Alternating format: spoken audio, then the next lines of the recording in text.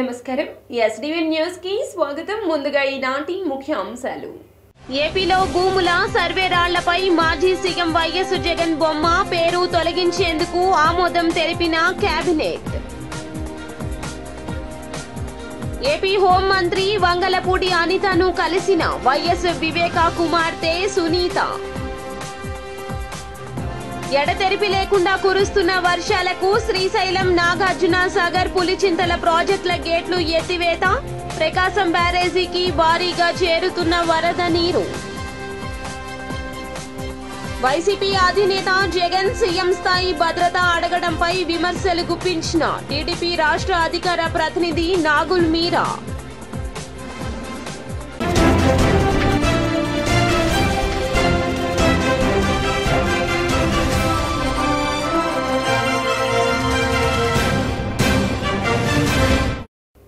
ఇక డీటెయిల్స్ చూస్తే ఆంధ్రప్రదేశ్లో భూముల సర్వే రాళ్లపై మాజీ సీఎం జగన్మోహన్ రెడ్డి బొమ్మ పేరు తొలగించేందుకు కేబినెట్ ఆమోదం తెలిపింది. కేబినెట్ భేటీలో పలు కీలక అంశాలపై చర్చించి ఆమోదం తెలిపారు. ఏపీ కేబినెట్ సమావేశంలో గత ప్రభుత్వంలో అప్పటి సీఎం జగన్ బొమ్మ పేరు ఉన్న సర్వే రాళ్ల అంశం చర్చకు వచ్చింది. సర్వే రాళ్లపై మాజీ సీఎం బొమ్మ పేరు తొలగించాలి అంటూ పలువురు మంత్రులు సీఎం దృష్టికి తెచ్చారు. బొమ్మల పిచ్చితో జగన్ 700 కోట్లు ఖర్చు చేశారంటూ మంత్రులు చంద్రబాబుకు తెలిపారు. హోంమంత్రి వంగలపూడి అనితను వైఎస్ వివేక కుమార్తె సునీత మర్యాదపూర్వకంగా కలిశారు.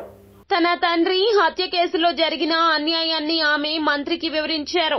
వివేక హత్య తదనంతర పరిణామాలను హోంమంత్రి దృష్టికి తీసుకెళ్లారు. ప్రభుత్వ హయాంలో స్థానిక పోలీసులు హంతకులకు అండగా నిలిచారంటూ ఆరోపించారు. వారిపై చర్యలు తీసుకోవాలన్నారు. విచారణ సమయంలో కేసును నీరుగార్చేలా వ్యవహరించారన్నారు. సీబీఐ అధికారులపై తప్పుడు కేసుతో పాటుగా సాక్షులను బెదిరించినట్లు వివరించారు. ఎగువన కురుస్తున్న వర్షాల నేపథ్యంలో శ్రీశైలం నాగార్జున సాగర్ పులిచింతల ప్రాజెక్టు గేట్లు ఎత్తివేయడంతో ప్రకాశం బ్యారేజీకి వరద నీరు పోటెత్తుతోంది. శ్రీశైలం నాగార్జున సాగర్ పులిచింతల ప్రాజెక్టు గేట్లు ఎత్తివేయడంతో ప్రకాశం బ్యారేజీకి వరద పోటెత్తుతోంది. దీంతో బ్యారేజీలోని మొత్తం 70 గేట్లను ఎత్తి 73,227 క్యూసెక్ల నీటిని దిగువకు విడుదల చేస్తున్నారు. మరొక వైపు కాల్వల ద్వారా 13,477 క్యూసెక్ల నీటిని విడిచిపెడుతున్నారు. రాత్రికి 1,50,000 క్యూసెక్లకు చేరుకునే అవకాశం ఉందని అధికారులు అంచనా వేస్తున్నారు. గేట్లు ఎత్తిన నేపథ్యంలో కృష్ణా, ఎన్టీఆర్ జిల్లాల అధికారులు సమన్వయంతో వ్యవహరిస్తున్నారు.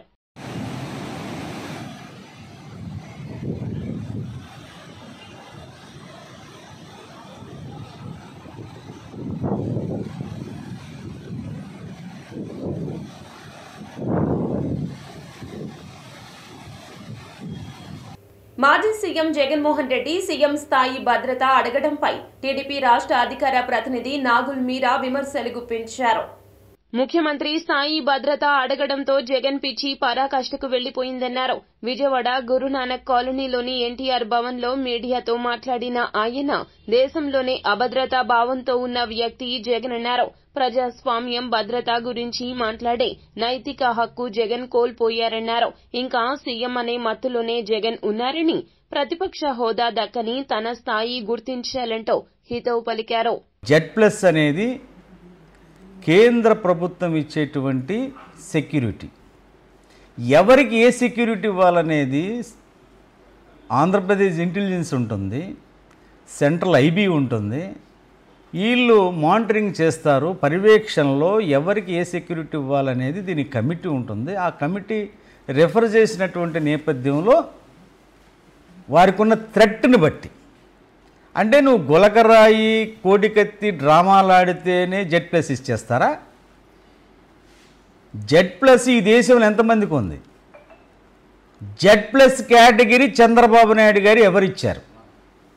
ఆనాడు మన్మోహన్ సింగ్ గారు ఉన్నప్పుడు ఆయన మీద నక్సలైట్లు దాడి చేసినటువంటి నేపథ్యంలో ఇటువంటి వ్యక్తికి మనం ఇవ్వాలని ఆ రోజున ఎన్ఎస్జీ కమాండోస్ని ఇచ్చి జెడ్+ కేటగిరీ ఇచ్చారు.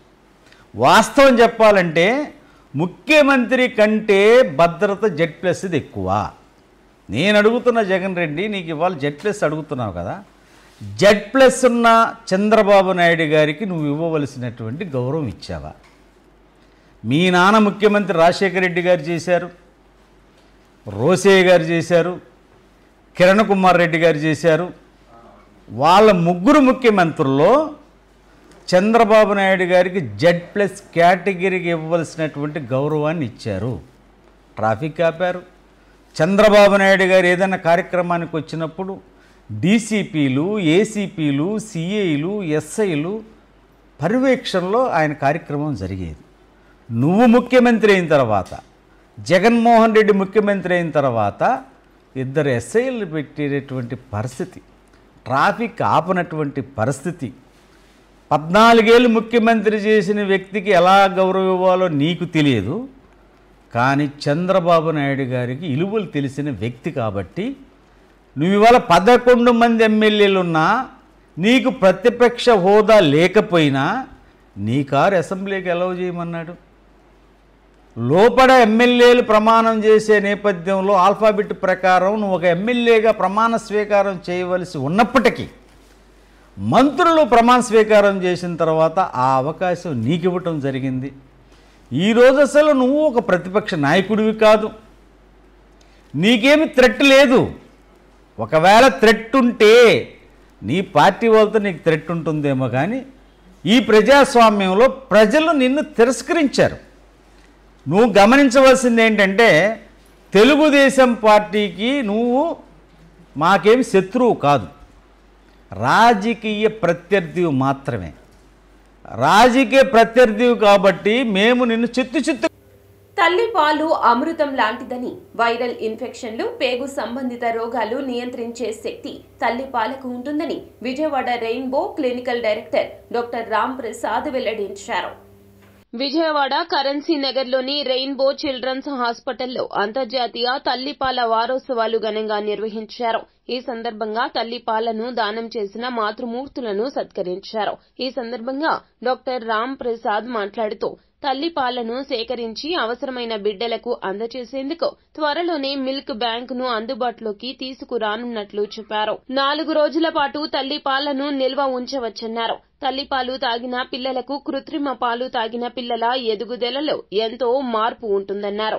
భవిష్యత్తులో బిడ్డలకు వచ్చే అనారోగ్యాలు నివారించాలి అంటే ఒక్క తల్లి పాలతోనే సాధ్యమన్నారు. సో నేను ఇక్కడ విజయవాడలో ఇక్కడ మిల్క్ అనేది డొనేషన్ చేశాను, బ్రెస్ట్ మిల్క్ డొనేషన్ చేశాను. సో మనకి జనరల్గా బ్రెస్ట్ మిల్క్ అవేర్నెస్ అనేది చాలా తక్కువ ఉంది జనాలకి. సో అందుకని మనకి రెయిన్బో హాస్పిటల్ వాళ్ళు ఇట్లాగా దాని గురించి ఒక అవేర్నెస్ కల్పించాలి అని చెప్పేసి every year August 1st week అనేది బ్రెస్ట్ మిల్క్ వీక్ అని, బ్రెస్ట్ ఫీడింగ్ వీక్ అని చెప్పి సెలబ్రేట్ చేస్తాము. సో ఆ పరంగా ఎవరికైనా మదర్స్కి ఎక్సెస్ మిల్క్ ఉంది అంటే కనుక దాన్ని స్టోర్ చేసుకొని మనం హాస్పిటల్ని కాంటాక్ట్ చేస్తే కనుక వాళ్ళే 100% సపోర్ట్ ఇస్తారు. మనిషి ఇంటికి వచ్చేసి కలెక్ట్ చేసుకొని వాళ్ళు ఎలా అయితే అందజేయాలో దానికంటూ స్టెరిలైజేషన్ కానీ పాస్టరైజేషన్ కానీ చాలా మెథడ్స్ ఉంటుంది ఒక మిల్క్ అనేది స్టోర్ చేయడానికి. ఆ పరాలుగా అన్నీ చేసి NICU బేబీస్, ప్రీమేచర్ బేబీస్కి అందజేస్తారండి. ఇది కూడా ఒక విధమైన హెల్ప్ అనమాట. ఈ సర్వీస్ అనేది తప్పకుండా అందరూ చేయగలిగేది కాదు, అందులో లాక్టేటింగ్ మదర్స్ ఒక్కళ్ళే మనం దీనికి హెల్ప్ చేయగలం. సో ఎవరెవరైతే లాక్టేటింగ్ మదర్స్ ఉన్నారో, ఎవరికైతే ఎక్సెస్ మిల్క్ ప్రొడ్యూస్ అవుతుందో దయచేసి అందరినీ అయినంత వరకు డొనేట్ చేయాల్సిందిగా కోరుకుంటున్నానండి. నేను డాక్టర్ విజయ, consultant ఆబ్స్టిట్యూషన్ gynaecologist, rainbow hospital Vijayawada. మనం ప్రతి సంవత్సరం ఆగస్టు 1 నుంచి 7 వరకు తల్లిపాల వారోత్సవాలు జరుపుకుంటాం. ఎందుకంటే బ్రెస్ట్ ఫీడింగ్ వల్ల తల్లికి బిడ్డకి కలిగే ఉపయోగాల గురించి ఎక్కువ అవగాహన కల్పించడానికి ప్రతి సంవత్సరం జరుపుకుంటూ ఉంటాము. అయితే బ్రెస్ట్ ఫీడింగ్ వల్ల తల్లికి బిడ్డకి ఉన్న ఉపయోగాల గురించి ఇప్పుడు మనం చాలామందికి అవగాహన ఉంది. అయితే ఏంటంటే ఇప్పుడు మనం మదర్స్ మిల్క్ బ్యాంకింగ్ అనేది స్టార్ట్ చేస్తున్నాం రెయిన్బో హాస్పిటల్లో. కొన్ని పరిస్థితుల్లో ఏంటంటే కనుక తల్లి పాలిచ్చే పరిస్థితుల్లో ఉండలేకపోవచ్చు. తల్లికి ఉండే ఇన్ఫెక్షన్లు, HIV, హెపటైటిస్ వల్ల కానీ, లేదంటే డెలివరీ టైంలో ఏదైనా వాళ్ళకి సీరియస్ ప్రాబ్లం ఉండి ICUలో అడ్మిట్ అయినప్పుడు, లేదంటే తల్లి వాడే కొన్ని మందుల వల్ల కూడా ఒక్కోసారి వాళ్ళ తల్లి పాలు ఇచ్చే పరిస్థితుల్లో ఉండలేకపోవచ్చు. అలాంటప్పుడు వేరే తల్లి యొక్క పాలు కనుక వారి బిడ్డలకి ఇవ్వగలిగితే ఆ బిడ్డలు త్వరగా కోలుకోగలుగుతారు. సో ఈ బ్రెస్ట్ మిల్క్ బ్యాంకింగ్ అనే కాన్సెప్ట్ ఎప్పటి నుంచో ఉన్నా కానీ 10 సంవత్సరాల నుంచి బాగా ప్రాచుర్యంలోకి వచ్చింది. ఇదివరకంటే ఇప్పుడు చాలామందికి ఐడియా ఉంది, కానీ ఇంకా మనం మీడియా వాళ్ళు దాని గురించి ఎక్కువ అవగాహన కల్పించాలి. ఇప్పుడు బ్లడ్ డొనేషన్ గురించి, ఆర్గన్ డొనేషన్ గురించి మనం ఎలా పబ్లిసిటీ చేస్తున్నామో అలాగే దీని గురించి కూడా బాగా పబ్లిసిటీ చేసి ఎవరి వద్ద అయితే కనుక ఎక్కువ పాలు ఉన్నాయో వాళ్ళు పాలని డొనేట్ చేసేలాగా మనం ప్రోత్సహించాలి. Thank you. ఉద్యోగ ఉపాధ్యాయ పెన్షనర్ల అంశంపై గత ప్రభుత్వ మాజీ సలహాదారు ఎన్ చంద్రశేఖర్ వ్యాఖ్యలు అభ్యంతరకరమని ఏపీ ఎన్జీఓ సంఘ రాష్ట్ర అధ్యక్షులు కెవి శివారెడ్డి ధ్వజమెత్తారు. ఉద్యోగ ఉపాధ్యాయ పెన్షనర్లు అంశాలపై గత ప్రభుత్వ సలహాదారు ఉద్యోగుల సంక్షేమం శ్రీ ఎన్ చంద్రశేఖర్ రెడ్డి వ్యాఖ్యలు అభ్యంతరకరమని సత్యదొరమని ఏపీ ఎన్జీఓ సంఘ రాష్ట్ర అధ్యక్షులు కెవి శివారెడ్డి ప్రధాన కార్యదర్శి సిహెచ్ పురుషోత్తమ నాయుడు తెలిపారు. గాంధీనగర్లోని ఎన్జీఓ హోంలో జరిగిన ప్రెస్ మీట్లో మాట్లాడుతూ నిజానికి గత ప్రభుత్వ హయాంలో 5 సంవత్సరాల్లో ఉద్యోగులకు చీకటి రోజులన్నారు. ఉద్యోగులకున్న సర్వ హక్కులను ప్రయోజనాలను గత ప్రభుత్వం హరించి వేసిందన్నారు. గతంలో అదేవిధంగా ఉద్యోగులకు మరి పీఆర్సీ కూడా 11వ పీఆర్సీ ఎత్తుకుంటే రాష్ట్రంలో కాదు ప్రపంచంలో కాదు ఏ దేశంలో కూడా లేని విధంగా రివర్స్ పీఆర్సీ అనడం ఇవ్వడం జరిగింది. ఐఆర్ఐ అనేది ఇచ్చిన తర్వాత ఫిట్మెంట్ అనేది దానికి పై భాగానే ఎక్కువ ఇస్తారు.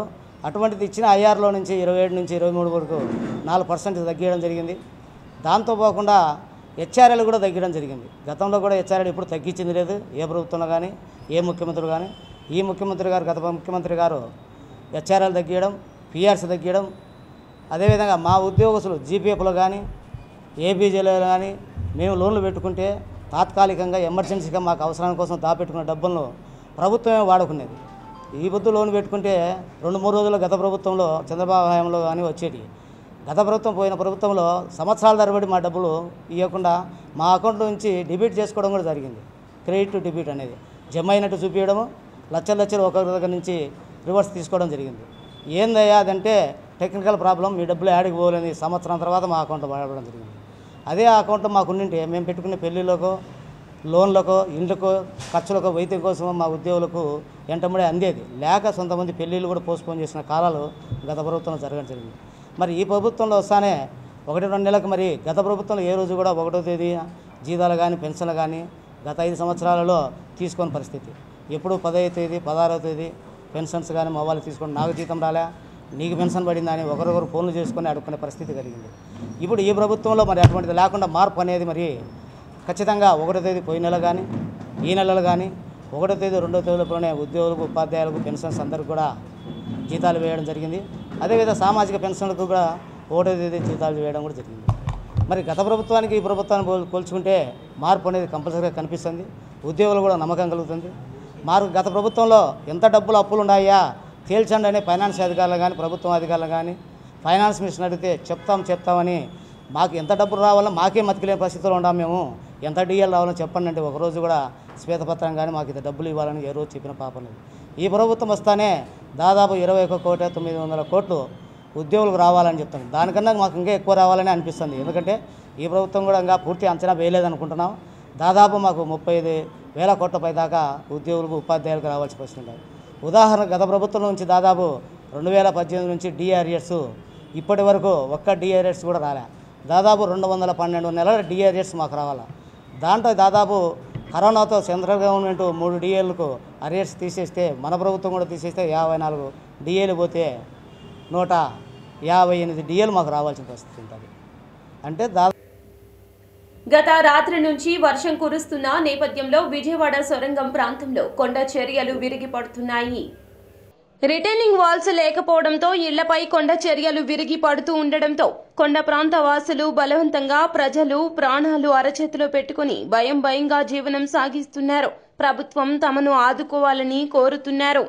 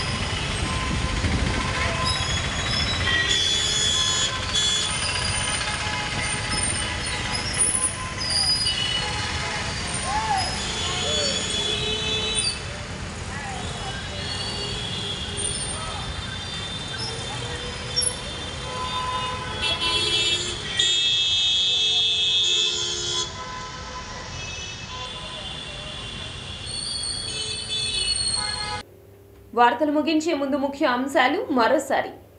ఏపీలో భూముల సర్వే రాళ్లపై మాజీ సీఎం వైఎస్ జగన్ బొమ్మ పేరు తొలగించేందుకు ఆమోదం తెలిపిన కేబినెట్. ఏపీ హోంమంత్రి వంగలపూడి అనితను కలిసిన వైఎస్ వివేక కుమార్తె సునీత. ఎడతెరిపి లేకుండా కురుస్తున్న వర్షాలకు శ్రీశైలం నాగార్జున సాగర్ పులిచింతల ప్రాజెక్టుల గేట్లు ఎత్తివేత, ప్రకాశం బ్యారేజీకి భారీగా చేరుతున్న వరద నీరు. వైసీపీ అధినేత జగన్ సీఎం స్థాయి భద్రత అడగడంపై విమర్శలు గుప్పించిన టీడీపీ రాష్ట్ర అధికార ప్రతినిధి నాగుల్ మీరా.